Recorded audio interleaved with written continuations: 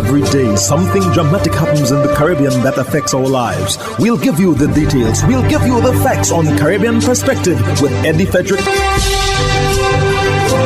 Here's Eddie Frederick. Welcome to Caribbean Perspective. So glad you can join us. The story that dominates in today's edition for Thursday, 5th June 2025, and brought to you in association with our friends at Antillean Group. Newly minted presidential hopeful in Guyana delivers a fiery rebuttal to current president. Details after this important message. Believe in our strength, we'll stand by you.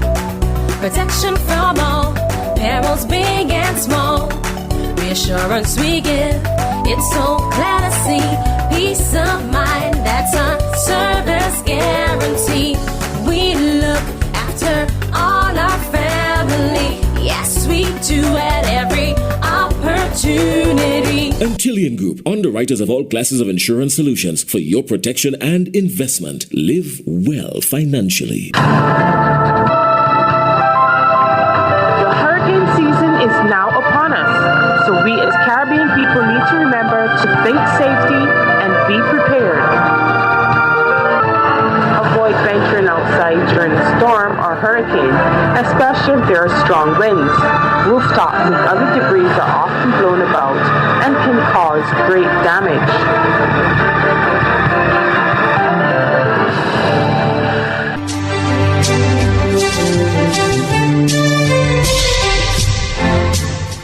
Welcome back.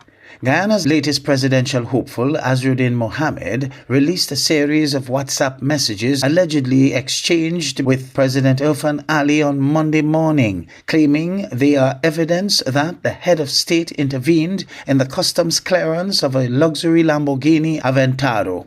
Travis Chase of HGP Nightly News reports. After challenging his friend, now political foe, Azruddin Mohammed, to release the evidence that he, Irfan Ali, allowed Azruddin Mohammed's luxury vehicle to be cleared from customs with the valuation he submitted, the presidential hopeful took to social media Monday morning and released a number of WhatsApp messages between himself and President Irfan Ali regarding the importation of a luxury vehicle.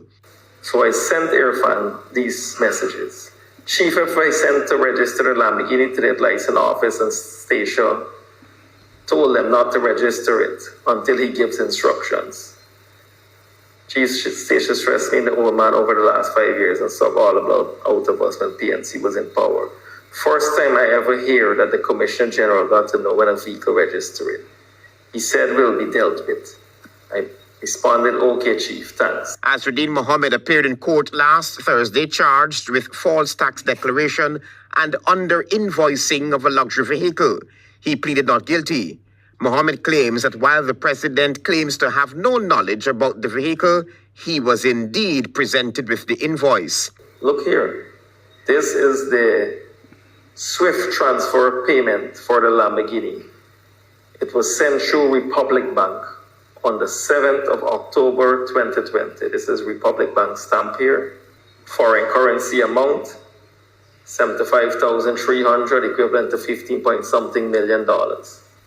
Full payment for one Lamborghini Aventador car, VIN number, remittance information. Meanwhile, in a statement on his official Facebook page, President Ali, while not directly stating whether he did or did not facilitate the release of Mohammed's luxury vehicle, says, "My number is no secret. It is the same number I have had in and out of government. So having my number is nothing special. Thousands of Guyanese continue to contact me on various matters," unquote. Mohammed, though, is holding firm to his position that it was the president who helped with the release of his vehicle after initial issues with the Guyana Revenue Authority. The day after, I shoot him another message, reminder about Stacia. He said, matter sorted. Then I received the call. Look, the proof here. Azruddin Mohammed has officially declared his candidacy for the presidency in the general and regional elections set for September 1, 2025. Soon after that announcement, he was hauled to court for alleged false declaration of taxes on one of his luxury vehicles. Travis Chase, HGP Nightly News. Guyana's Working People's Alliance, WPA, predicts close 2025 elections, raises doubts over GCOM's credibility. Again, Travis Chase reports. It is the view of the Working People's Alliance that the elections results of 2025 will be a close call. Leader of the WPA, Dr. David Hines, said that the reason for this is because Guyanese have not moved away from traditional voting. Even without access to reliable polling data, WPA is convinced that the results of the elections would be as close as those of the last three. Dr. Hines noted that given that the People's National Congress reform and the Working People's Alliance will contest the elections as a coalition come September 1, voter turnout will be important. I think the outcome would be determined by voter turnout. With that in mind, WPA would in the next 3 months continue to expend a lot of energy in helping to mobilize a better turnout among the opposition's traditional base. The bother, though, for the Working People's Alliance seems to be the Guyana Elections Commission. The party has doubts that the elections body can deliver free and fair elections. We must make it clear that we remain unhappy over the behavior of GCOM. Nothing emanating from that body inspires confidence that the process would be free, fair, and just. However, according to Dr. Hines, top of the WPA's agenda is to remove the People's Progressive Party Civic from the seat of government. That party has in the last 5 years demonstrated its incapacity and unwillingness to manage our plural society against the backdrop of our rise as a petrol state. The PPP's drive to dominate the state and society has militated against any transformative outcomes in the political economy. Dr. Hines said as Guyanese prepare to head to the polls, they should be alert and stand guard to protect the integrity of the elections by publicly exposing and reporting on acts of fraud. Travis Chase, HGP Nightly News.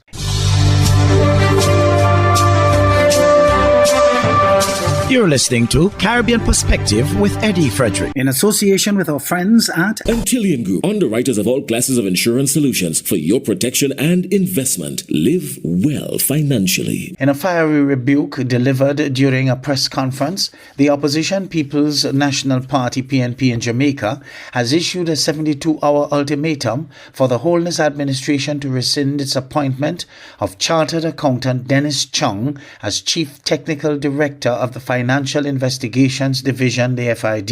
In a fiery rebuke by the opposition People's National Party at a media conference today, the party's General Secretary issued a 72-hour ultimatum for the Andrew Holness administration to rescind the offer to Chartered Accountant Dennis Chung as head of the FID. On Wednesday, it was announced Chung would be leaving his executive role at the Jamaica Football Federation to become the Chief Technical Director of the Financial Investigations Division. Less than 24 hours after the government announced the appointment of Chartered Accountant Dennis Chung as head of the Financial Investigations Division FID, and already there are calls for a reversal. The People's National Party PNP General Secretary Dr. Dayton Campbell has issued an ultimatum to the government to withdraw the offer. And we will not accept it. And as of such, we are giving this government 72 hours to rescind this appointment. And if they do not rescind it, there will be actions all over Jamaica. The party is concerned about the timing of the appointment and several high-profile matters which will require his urgent and impartial attention. And we are simply saying to Mr. Dennis Chung today, if you had not thought about it before, you need to think about it. You should refuse this appointment. This investigation into the Prime Minister, the allegation of illicit enrichment, is indeed the most consequential matter which has happened to us since independence. Dr. Campbell says the appointment is inappropriate, reminding of an incident in relation to the controversial Stocks and Securities Limited matter and track legend Usain Bolt. The gentleman in question also created a firestorm in Jamaica a few months ago when he said that Usain Bolt money did not get to SSL. And it is the same FID that needs to look into the issues surrounding SSL.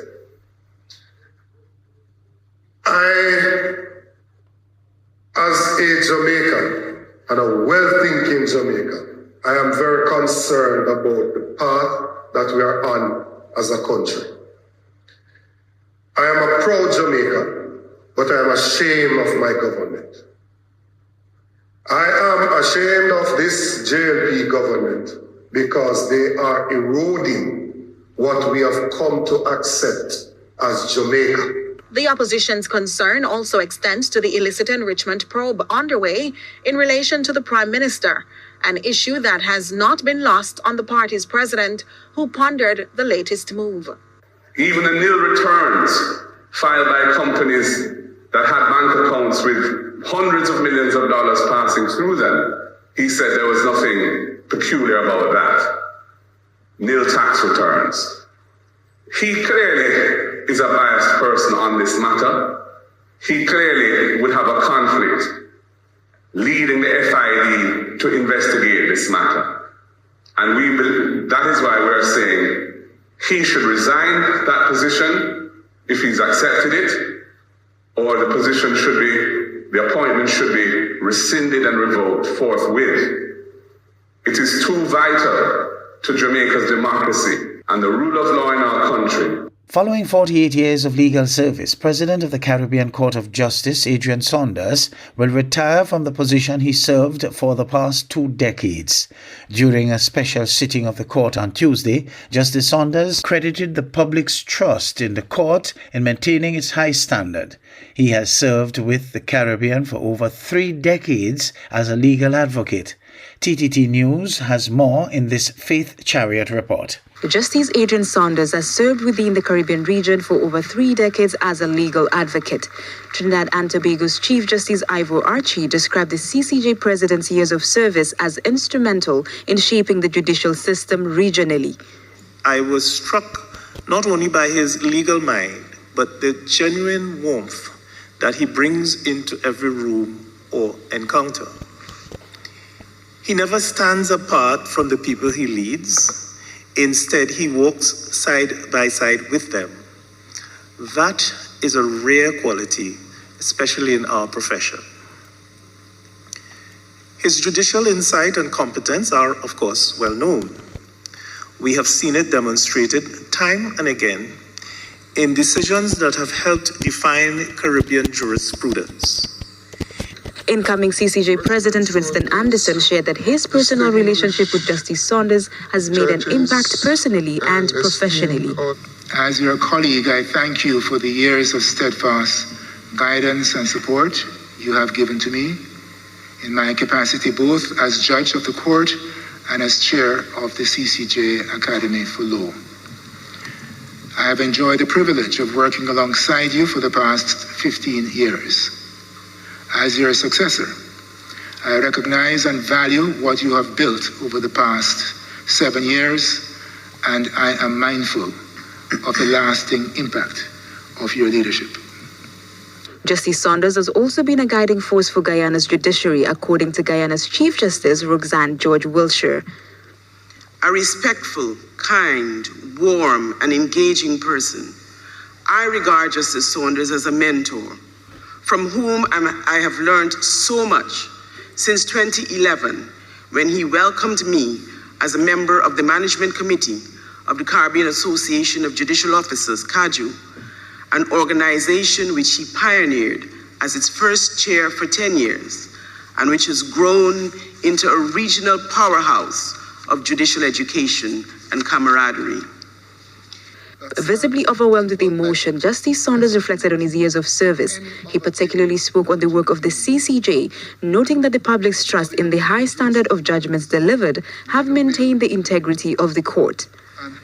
If you wish to know the true opinion of CARICOM states about the Caribbean Court of Justice, don't count the number of states that have acceded to the appellate jurisdiction.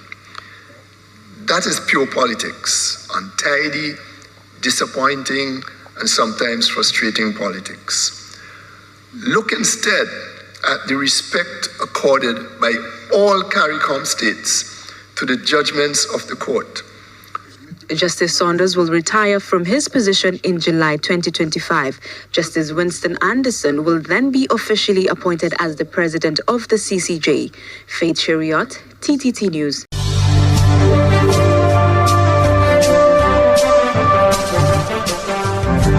I am Eddie Frederick. This has been Caribbean Perspective, a whole new approach to highlighting developments in the Caribbean. In the meantime, please follow us on Facebook and subscribe to our YouTube channel for daily regional news and more, in association with our friends at Antillian Group.